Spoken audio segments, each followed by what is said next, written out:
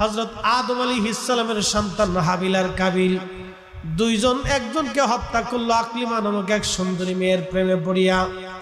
এক সুন্দরী মেয়ের জন্য হাবিল আর কাবিল প্রথম মার্ডার হলো। আদম আলাইহিস সালামের একটা সন্তান অবাধ্য হলো। এই জন্য কিয়ামত পর্যন্ত এ জাতির ভিতরে বাবার অবাধ্য সন্তান তৈরি হবে।